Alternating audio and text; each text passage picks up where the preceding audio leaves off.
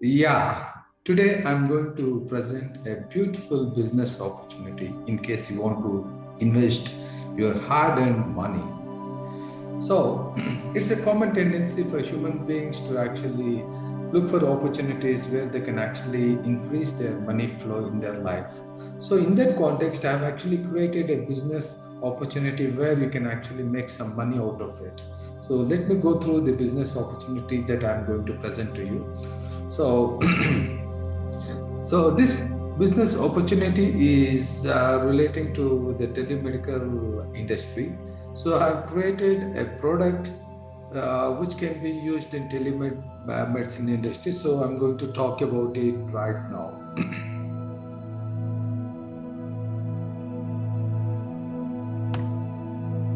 So if you look at our traditional healthcare system, like in the past, like during our forefathers' time, when a person falls sick, it is the physician who is to come home, visit the home of the patient, and provide the treatment.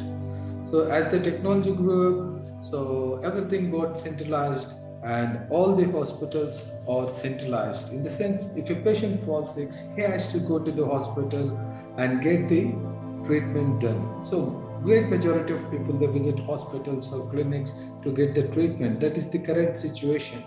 But as the technology is progressing, now again we are coming up with the decentralization, like we don't have to really visit a hospital or a healthcare center to get the treatment.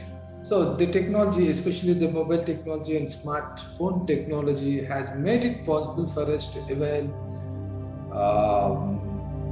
medical consultation online. We don't have to really visit the physician to get the treatment done to us.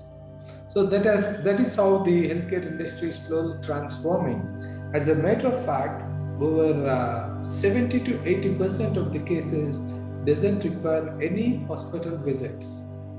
Means doctor will not physically examine the patient. He just goes with the records of the patient, and based on his understanding of the current condition of the patient, he prescribes medicine, and that is how the treatment is done. So there is no need for actual physical visits. But the current system is forcing us to actually make a physical visit to the hospitals.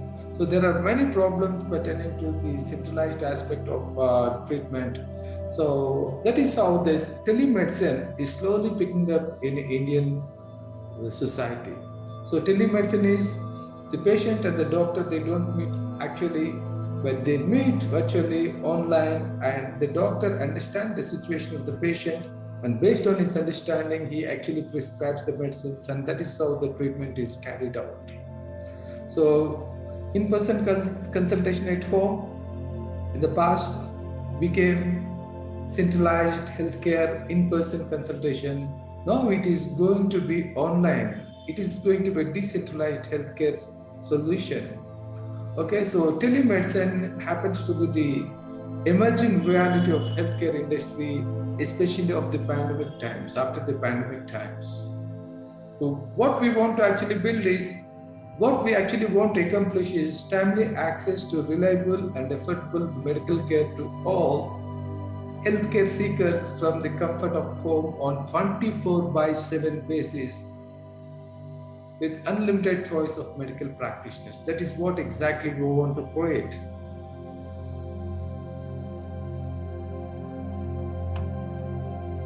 And now, if you have to look at the constraints in the current healthcare delivery system, we have so many constraints, and I've identified few of them.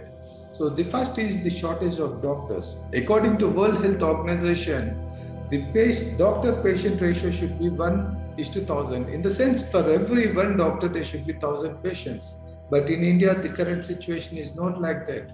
For every doctor, there is 1,456 patients. That means the doctors in India are overburdened, or we can say that there is shortage of doctors in India. That is number one problem.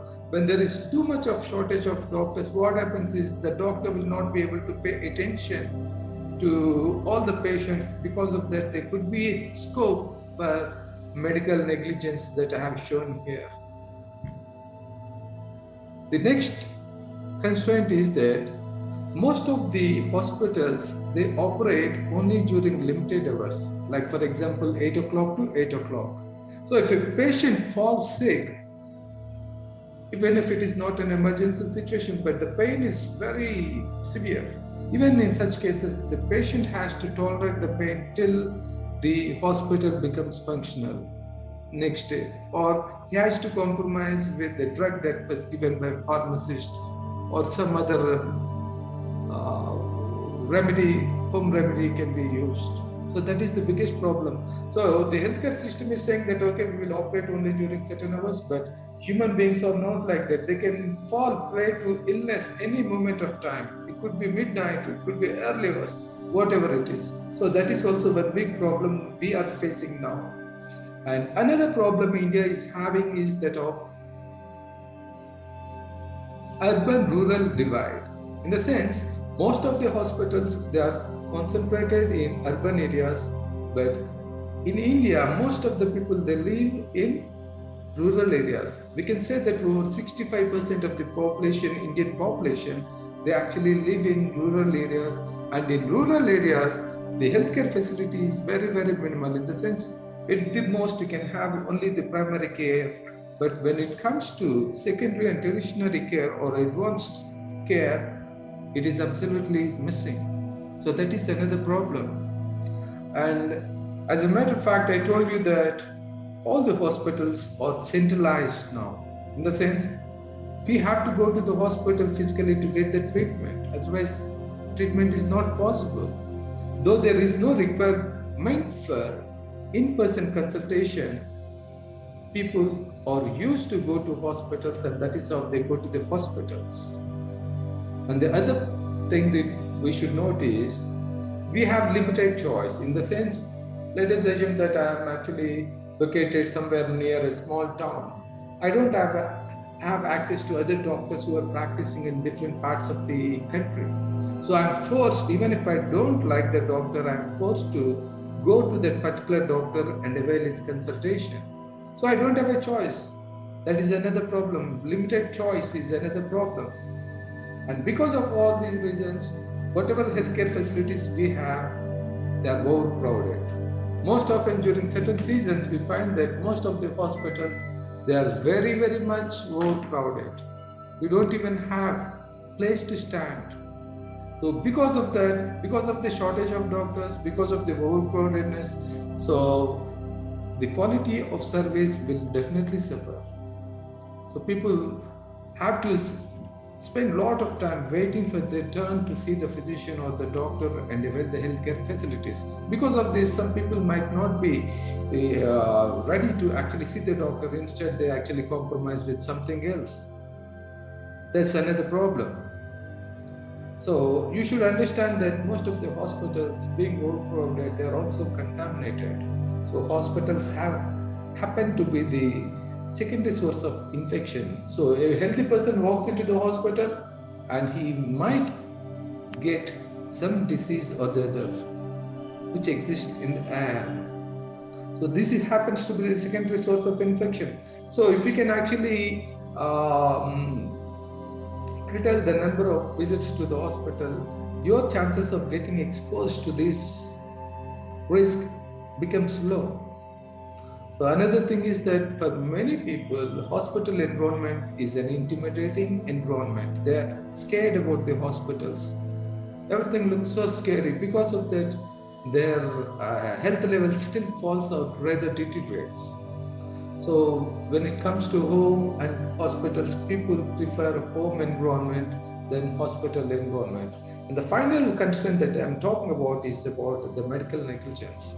In India, on an average, 50 lakh people die because of medical negligence. 50 lakh, and it happens to be the third major cause of death in India. Medical negligence means some lack in the care given to the patient because of various factors. It could be wrong diagnosis, it could be wrong treatment, it could be due to wrong medicine, it could be delay in providing treatment. All these account for medical negligence. So whatever I've talked about happens to be a cause of medical negligence in one sense or the other. So this is the current situation. These are the main problems that we are facing in society now.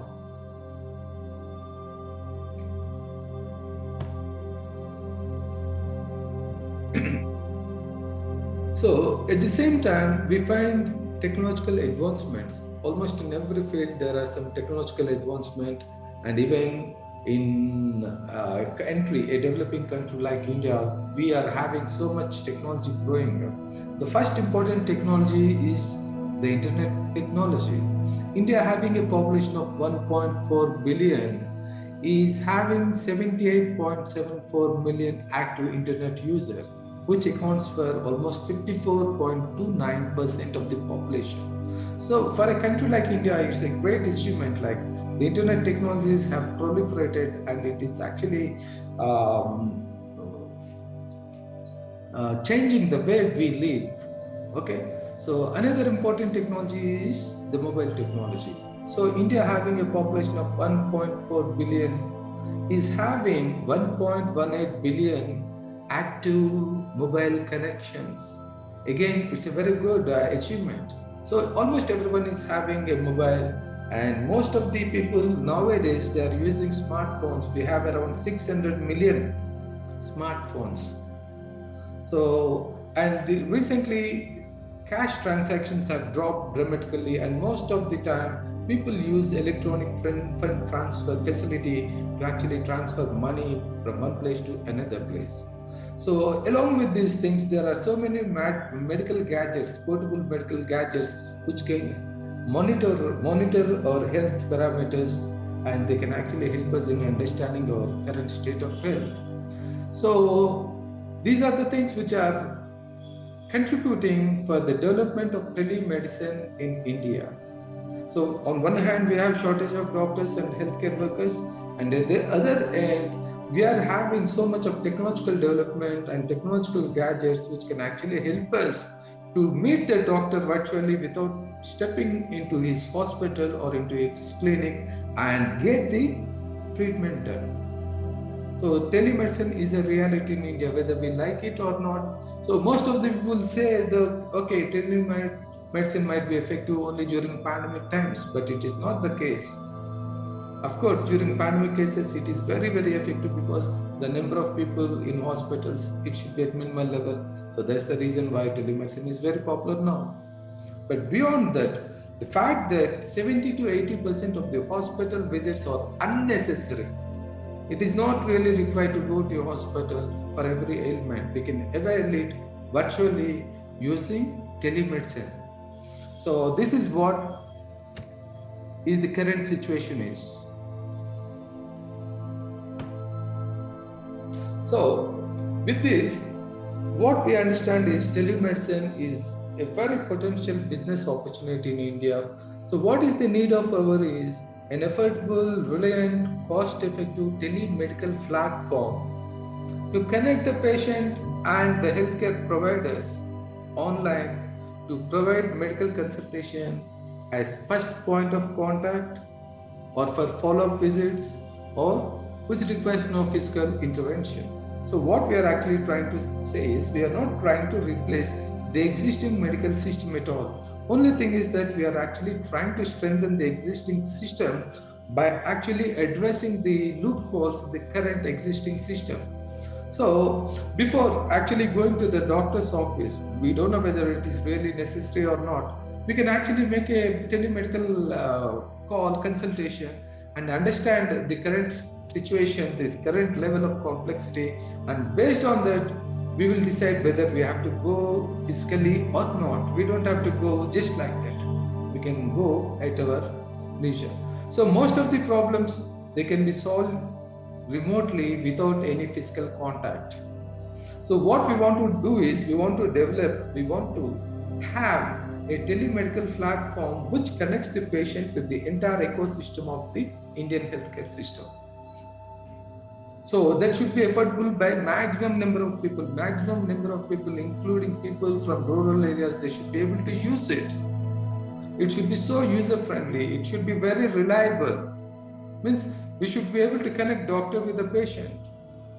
That is what we want to create. That is the need of the hour. So that is what we are actually into.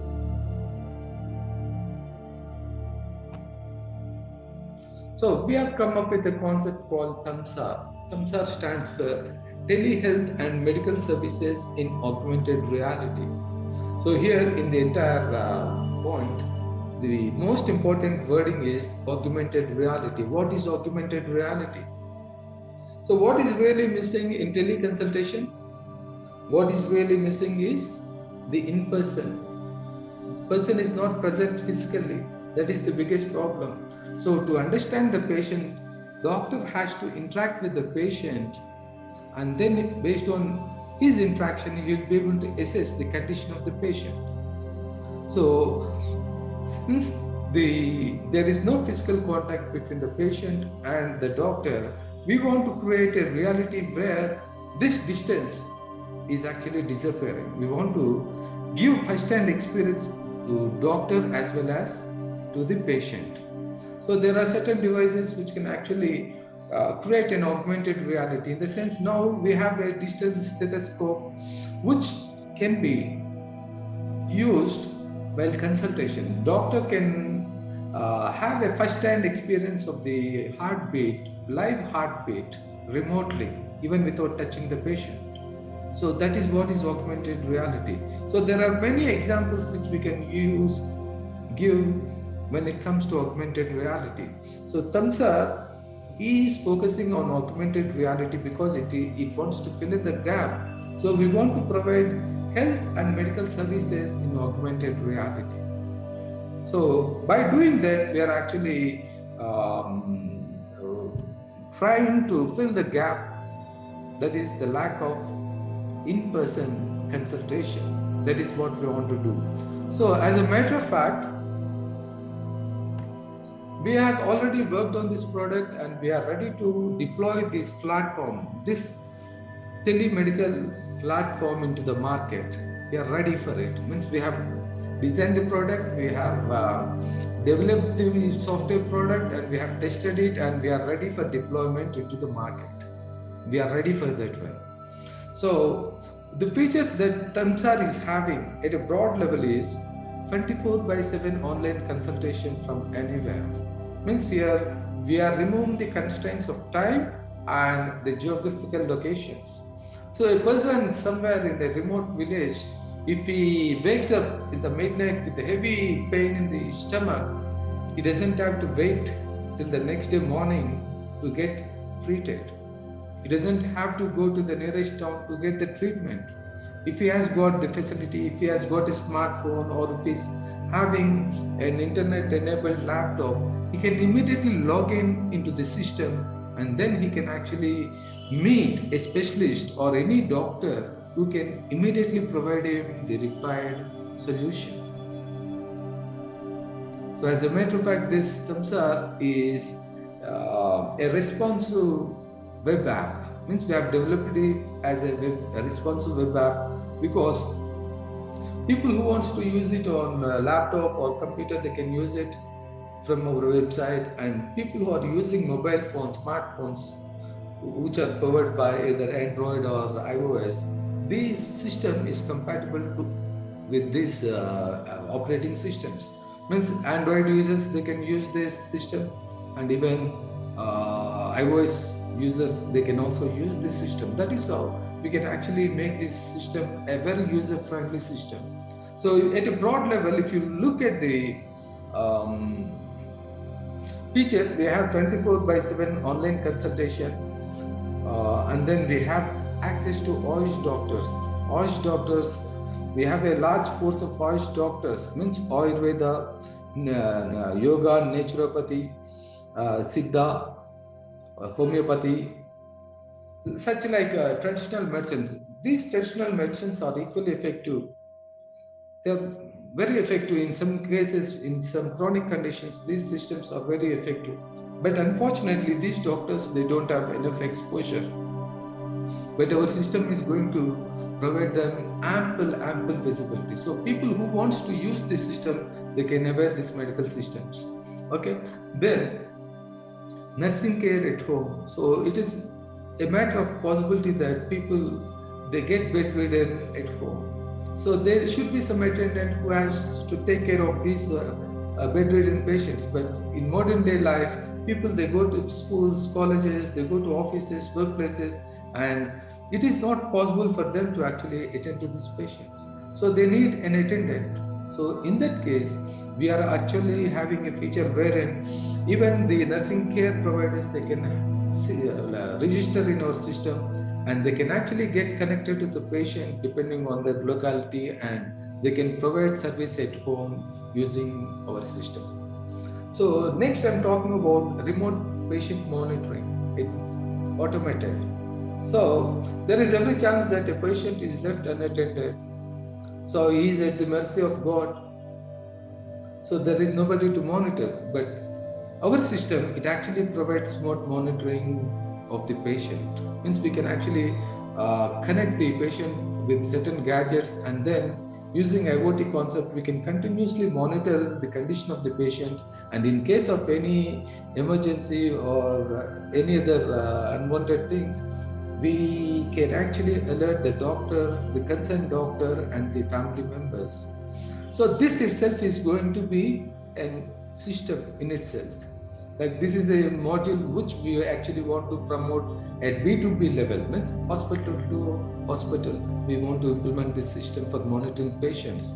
So there is no need for actually documenting everything on pen and paper. The clinical conditions, they are continuously monitored and they are recorded in electronic format, and they actually throw alert. So when doctor wants to see the condition of the patient, they have to don't be present at the patient bedside. They can monitor the condition of the patient from the comfort of their office. So this is another system, but this system is also included in the feature of Thamsa. Then we have online connectivity to labs and pharmacies. So they can order medicines, they can order diagnostic tests, they can ask the diagnostic centers to collect the samples from home, or if it is something which is like a CT scan, they can book the appointments. Like that, they can do these things.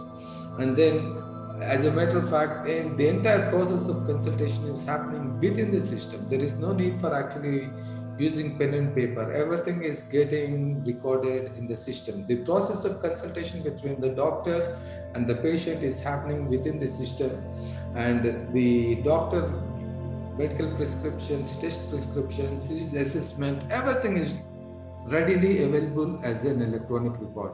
As a matter of fact, every hospital is required to maintain the medical record of the patient for 7 years.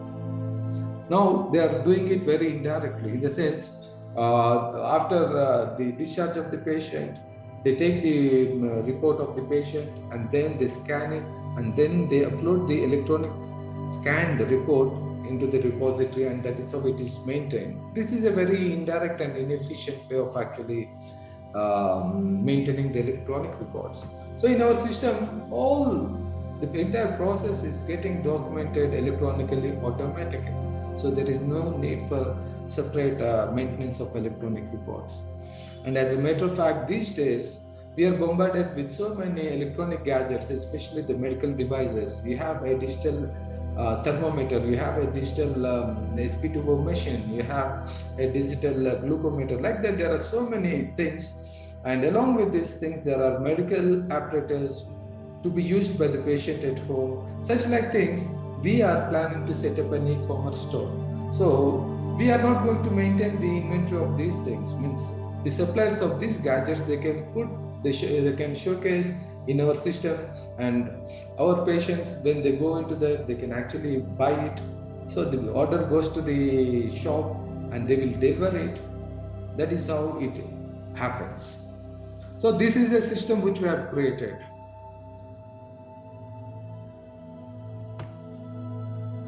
So every business survives on the revenues it gets, and we are not doing a charity work. Of course, we are doing a very noble work, but we are driven by profit motives. Like we want to make money, as much money as possible from this system.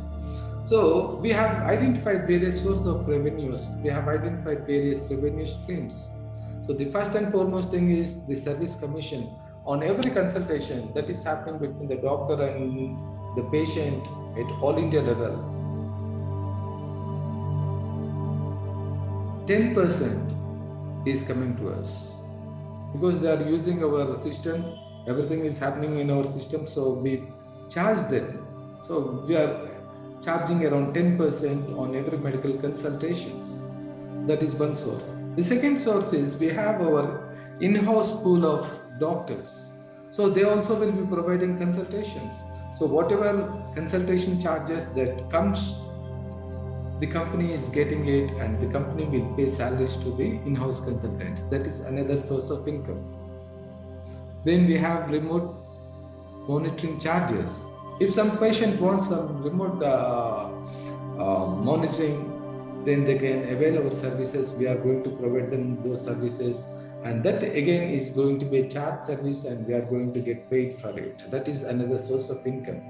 And the next one I talked about is hospitals.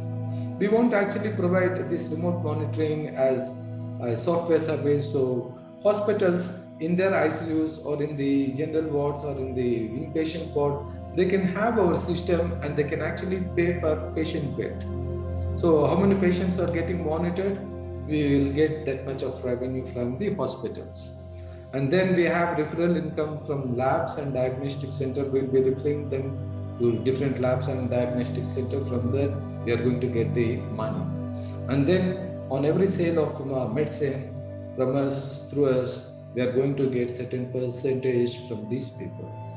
And then we are going to get the commission on every transaction that is happening in our e-commerce site. Like for medical gadgets and all these things, we are going to charge them. And then we are charging for advertisements. Since we are expecting a large inflow of traffic, so we'll put ads for insurance companies, ads for hospitals, ads for pharma companies. Like that, we will be having some money from the advertising companies. And finally, we are going to target the medical tourism. So we are going to provide services not only to Indians but also to other countries where there are no restrictions. If their government permits them to have telemedicine from India, they can actually avail all the services from it.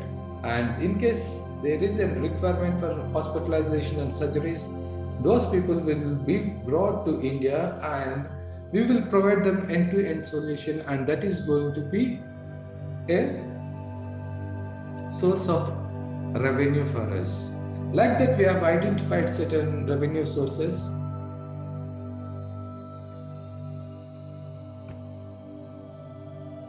So what is our market means? Literally the entire India, and for that matter it is other countries also where there are no restrictions on telemedicine from India. So our consumers includes the entire Indian population who requires healthcare services, plus the medical practitioners, which includes Ayush doctors also, and then nursing care providers. We are also providing nutritionist, food and nutrition. Then we are covering physiotherapists. We are also covering rehabilitation counselors. We are also covering energy healers like Reiki and pranic healing. And then we are also providing services to the animals. So veterinary doctors, they can also join us and they can actually provide consultation services to pets and other domestic animals through our app. So we are also roping in the medical shops for providing medicines. We are also coming up with labs and diagnostic centers, tie up with labs and diagnostic centers and the medical device suppliers. So we are actually covering almost everybody.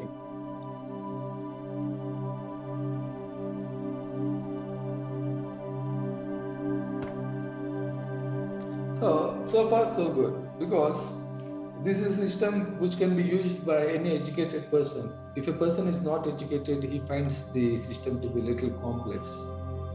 And the person should be having the smartphone or internet-enabled laptop or computer system. So this is not possible in rural areas. In rural areas, wherein more than 65% of the population live, they don't have these facilities. Even if they have these facilities, they cannot operate on their own. So there are many problems. So when it comes to medical health care, accessibility, availability, and affordability are the major challenges in rural areas.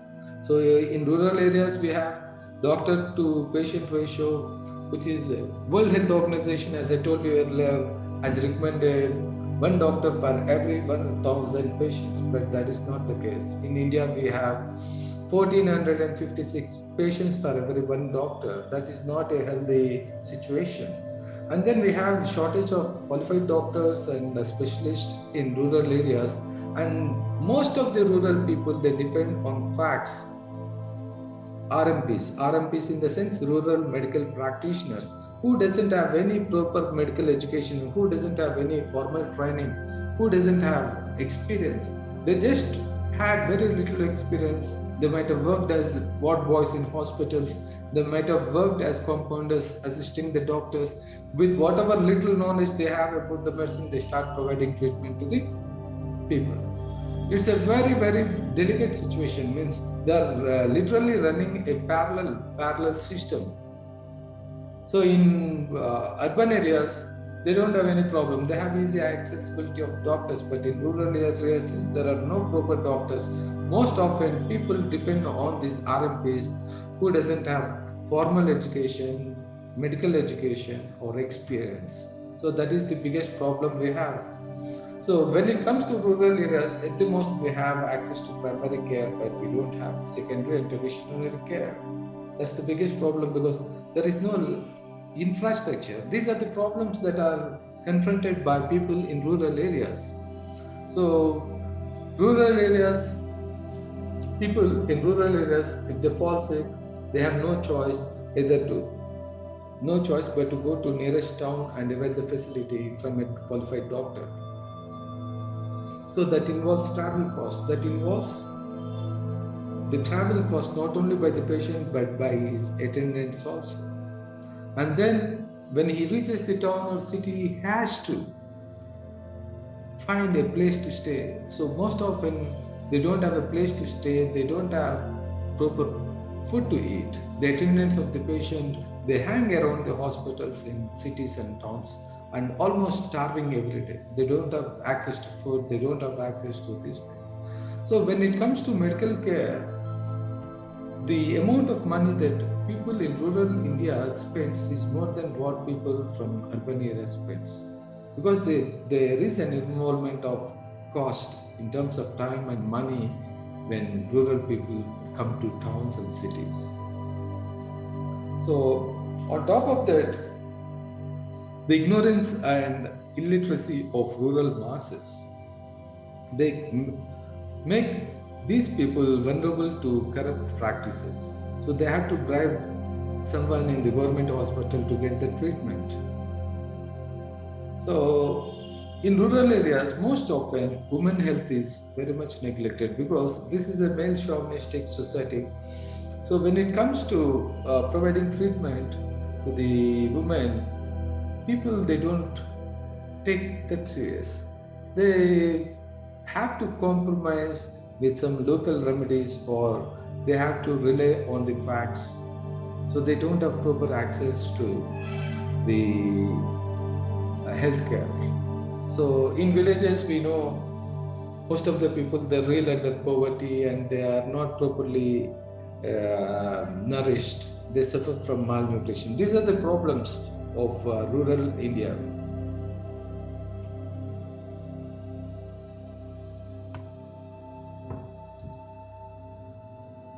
So this is the data. Our Indian government has a different model, means it has a three-tier structure wherein they have a community center at the district level or sub-district level, and they have primary healthcare centers, and then they have sub-centers. So sub-centers are the first point of contact for the rural masses, not only rural masses but for the people. So for every 5,000 people, there is one sub-center, and this sub-center is manned by one male nurse and one female nurse, and their job is to actually give healthcare education, to create awareness about vaccination, and various healthcare problems that are implemented by the state and central governments, they are actually implemented by these people. So they don't provide any treatment. So above the sub-center, we have primary healthcare center, which is actually manned by a doctor, a qualified doctor. So one primary healthcare center caters to the needs of 6 sub-centers. So similarly, these primary healthcare centers are under the supervision of community healthcare centers. And in community healthcare centers, we have 4 specialists: one gynecologist, one surgeon, one physician, and one pediatrician. So people, when they fall sick, finally they end up in going to the specialist and take the treatment. That is the current situation. In India, we have around 160,000 plus sub-centers, out of which 157 plus are in rural areas, and the remaining are in urban areas. And these, in the recent times, these sub-centers, they are actually upgraded as health and wellness centers, which are better equipped to handle with the people. Okay, so when it comes to healthcare centers, primary healthcare centers in India, we have 30,000, out of which 24,000 plus are in rural areas and 5,000 plus are in urban areas. And some of these things are getting upgraded into health and wellness centers. And when it comes to community healthcare centers, we have 5,685 community health centers. Okay, so most of the focus is on rural areas, but there is a different kind of problem. So we are going to see these things. And when it comes to villages covered, sub-centers covers 4 villages, one sub-center covers 4 villages, and a radial distance of 2.46 kilometers, and the total area is 18 square kilometers. So similarly, primary healthcare centers, they cater to the needs of 26 villages, and the radial distance is 6 kilometers, and the area covered is 120 square kilometers, and the population covered is 35,000 plus. No, it is 3,35,000.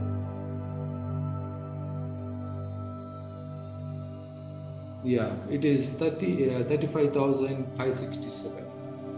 So when it comes to community health centers, they cater to the needs of 120 villages. Means every 120 villages will have one community center, which is manned by 4 specialists and having 21 paramedics. And it covers a distance of 13.35 kilometers. Okay, and the area covered is 559 square kilometers. So these are the facts about healthcare industry. So I've already covered the description of these places. So community healthcare centers, they have emergency ward, they have operation theater, they have X-ray machine, such like that. But primary healthcare centers, they don't have. There will be only one doctor. He will actually refer them to community healthcare centers in case of need.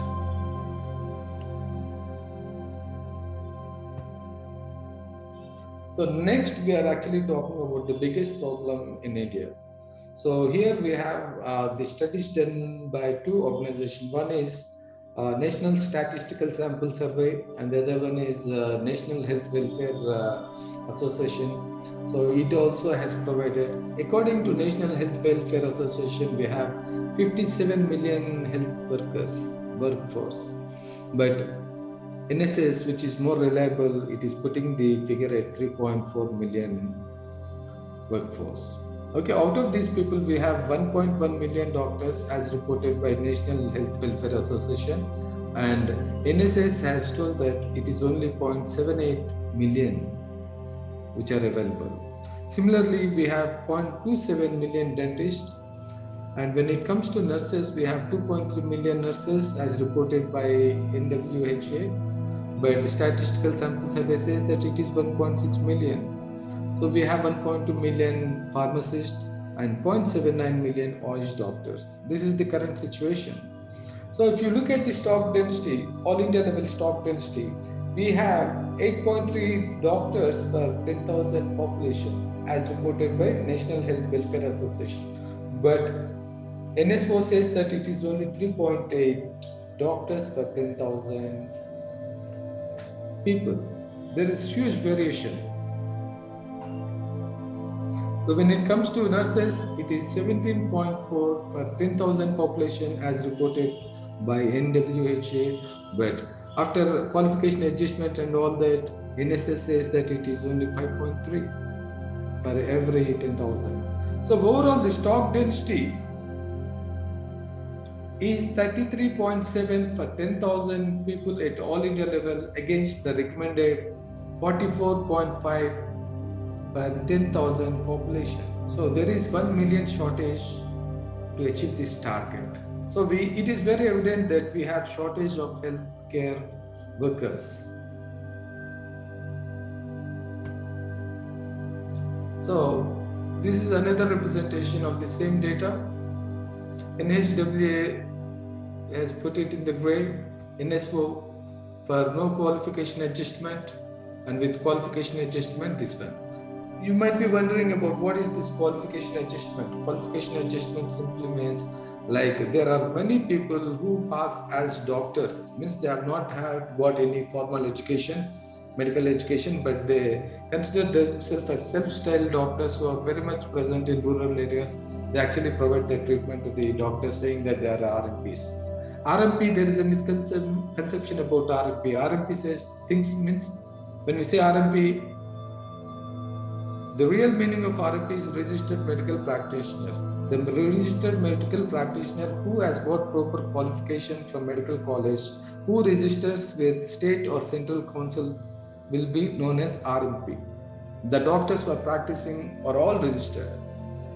But people who doesn't have registration, they are also known as RMPs. Those people are known as rural medical practitioners. They are just surviving. Means most people depend on those people. So when the data is compiled, many people claim that they are also doctors. They produce some fake certificate and say that I am a doctor. So that is the reason why there is a variation in these figures. So this is actually showing the private and public. So in healthcare sector in India, the healthcare sector is dominated by the private people. So most of the doctors, 65.17 doctors are in public service, private service, whereas only other people are in public services. When it comes to dental, it is totally dominated by the private people. And then when it comes to OIS doctors, 94% they are in private sector. And when it comes to nurses, 50% in private sector, 50% in government. And when it comes to doctors, it is 65%. So total we have 60% of healthcare workforce in private sector, the remaining in public domain. So this actually shows different states having the health workers. So Kerala is having a very good stock density of healthcare professionals. Okay, it stands to be number one. But when it comes to Bihar, it is very pathetic. So the healthcare condition in certain states like Bihar, Jharkhand, Odisha, Rajasthan, Uttar Pradesh, Madhya Pradesh, Karnataka, Himachal Pradesh, West Bengal, they are very, very low.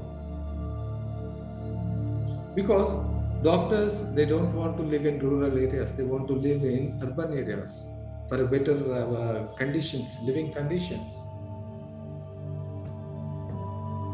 So this actually talks about the shortage, the shortfall of health workers in various sub-centers, primary healthcare centers, and in community healthcare centers. So let us take the case of community healthcare centers. we have a shortage of 85.6% surgeons in community healthcare centers. And when it comes to gynecologists, we have shortage of 75%. And when it comes to physicians, 87.2% are absent. Yes, they're not in service. And when it comes to pediatricians, it is 79.9. And overall, there is a shortage of 81.8% of specialists in community healthcare centers. This is a very pathetic situation. So how these people are getting treatment? They're getting almost some basic treatment from RMPs, or they are doing their own things. Okay, that is how it is. So here I have actually shown state-wise, different states, what is their health conditions, like the population of sub-centers. So telemedicine is an essential thing. Means we have to have telemedicine in India also. Like we cannot totally do away with the existing systems. The existing systems should be strengthened with telemedical things. Like for example, initially they don't have to go to the hospital. Initial point could be telemedicine. They can actually have the initial assessment done using telemedicine. If there is a requirement for hospitalization or for physical visit, only then they have to attend. They have to go to the hospital. Second thing is for follow-up visits. They have already attended or rather gone to the hospital, and doctors wants to see the progress for a period of time. For that, they have to make follow-up visits. So these follow-up visits can also be done using telemedicine. And then for ailments which doesn't require any physical examination, an interaction on video chat will be sufficient. We don't have to go to the doctor. So telemedicine is a system which can actually strengthen the existing healthcare system in India. So it has its humble beginning in 2010. Slowly it is picking up, and the estimated projection is $5.5 billion by the time 2025. So we are actually moving towards that stage. So the number of people who are using telemedicine is increasing day by day, and there are companies which are actually coming up with the telemedical solutions. Not just all the solutions, like they're focusing on different aspects of telemedicine. Okay, this is the current market size. Now we have created a system which we are ready to deploy into Indian society. So we can actually start giving our services, wherein doctors, they can register themselves and set up a virtual clinic. Virtual clinic in the sense they can actually specify their timings and their consultation charges. They can actually say, okay, I charge 5,000 rupees for home visit, or he can say that he can charge 500 rupees for consultation. They can charge 100 rupees, they can charge 1,000 rupees. Like that, they can charge their patients depending upon their demand. So they can actually specify the available hours, and they can also specify the hours. So a patient who wants to avail the services, he actually gives a specification, and based on the specification, the system will generate the list of doctors, and the patient can actually select a doctor and request for appointment. And if the request for appointment is accepted, immediately the patient has to make the consultation charges, make the payment of the consultation charges using GPay or PhonePe or any other UPI, and then the actual process of consultation can happen. So this is easy for people who are educated, who are using smartphones. But for people who are not exposed to these things, for them it is very difficult. As a matter of fact, more than 65% of Indian population live in rural areas. There the internet users are very low. There the smartphone users are very low. So using our system in rural areas is really a challenging thing. Means it is not taking medicine close to the rural population. So now we have developed a marketing strategy wherein we are coming up with a concept called Thumbs Up Franchise Network for rural areas. So in rural areas, what we want to do is we want to set up franchise unit. So some rural entrepreneur, he will sign up with Thamsar and he will set up a Thamsar telemedical mobile clinic. So he will actually provide the services to those masses.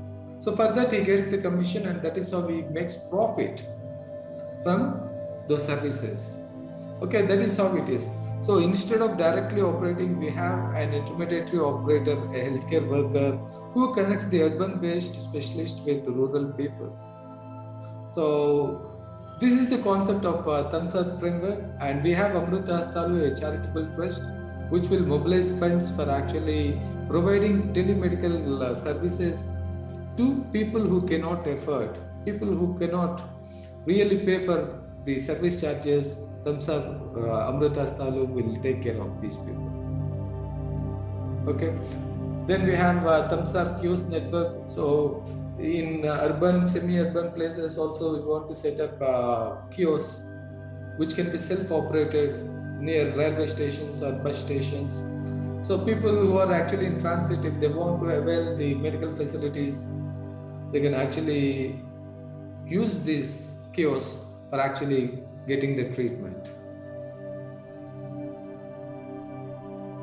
So now I'll tell you like a franchise network. So this franchise unit, they can be obtained by the rural entrepreneur at a cost of 75,000 to 1 lakh rupees. So once they pay the money, what they get is, they get the Thamsar telemedical platform software, which is loaded in the laptop or with, which is having digital camera. Then we will provide the multimedia system. Then we will provide a list of gadgets like digital stethoscope cum ECG machine, digital thermometers, blood pressure monitors, glucometers. Then we provide them examination chair or table.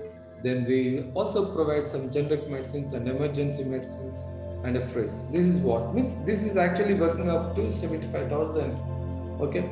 So once they actually subscribe to us, once we provide them the kit, then their responsibility is about registering the patient details in the system, and then connecting this patient with the doctor of patient's choice. Means the patient has the flexibility of choosing the doctor he wants, and then pay for it, and then he can actually facilitate medical consultation process as a remote assistance to doctor. Like the doctor is at the other side, so he will be giving some instructions. These instructions will be carried out by the the healthcare worker, and that is how he actually works as a remote assistant to the doctor.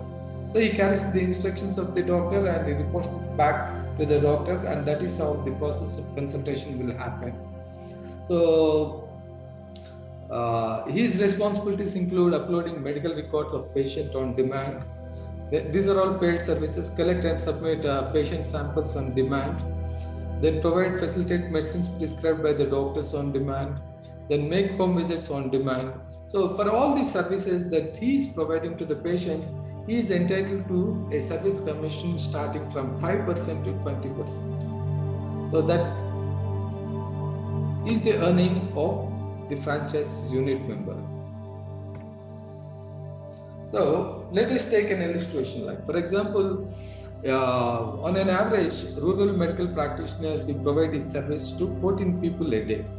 But we have not actually taken 14 people. We have just gone on the modest side. We are thinking, okay, 5 patients a day. So if the person who is running the franchise is getting 100 rupees for every consultation, he is entitled for a commission of 500 rupees per day. And per month it is going to be 15,000. So apart from the consultations, we are also providing commissions for medicines and diagnostic services. So we have taken 250 rupees on medicine per day, 250 rupees on diagnostics per day average. So totally monthly income would be 15,000 plus 15,000, which is 30,000. The potential is there.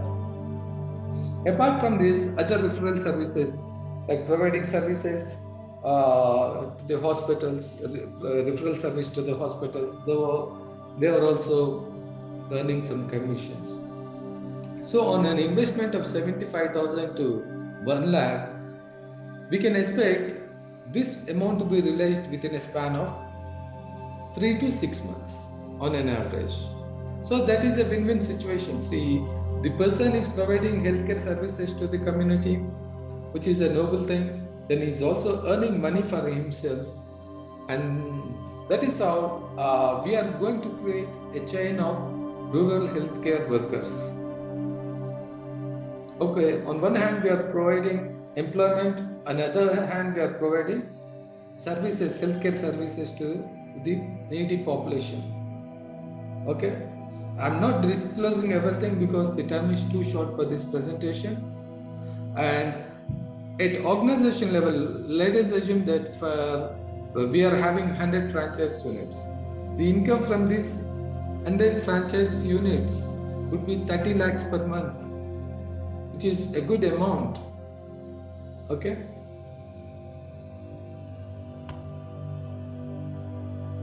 So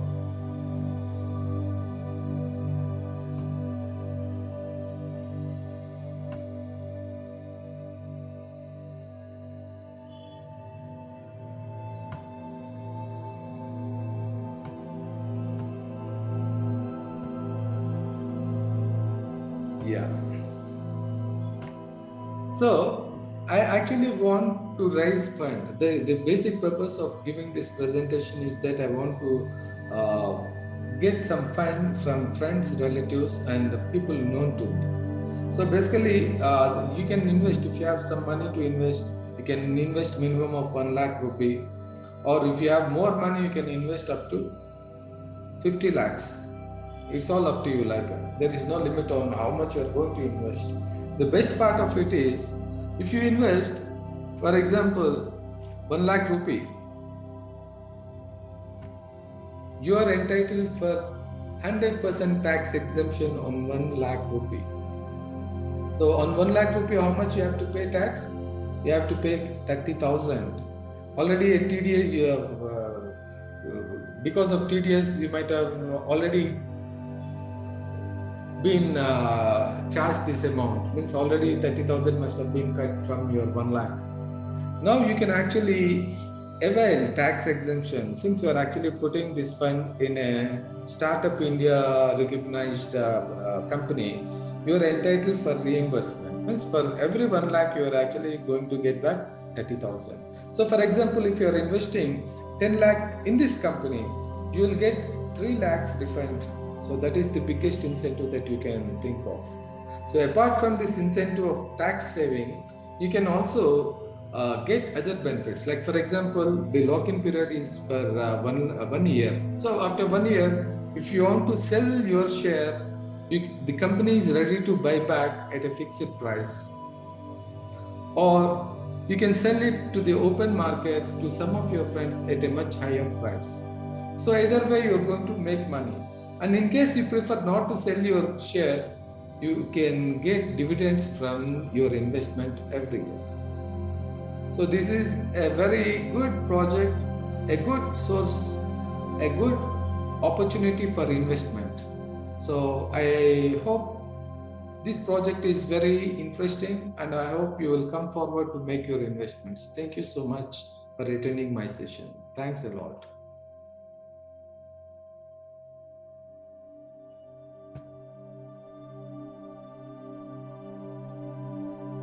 So friends, that's what I have told you. So if you have money, if you have some interest, please do put your money in this venture and help me in raising the funds. So apart from private funding, I'm also planning to go for funding from bank under a Stand Up India program. So I'm going to get so many benefits. So the product is already ready for market launch. Only thing is that we are waiting for the right moment to jumpstart our operations. So the funds that we are going to raise during this year, we are going to utilize them for first year operation, which includes the salaries for people who are working for the company. It includes the advertisement cost. Like we have to go for aggressive campaigning, social media campaigning for this one. And then we have to put a little bit of money for software maintenance and for other cloud services that we are utilizing. Thank you so much. Thank you.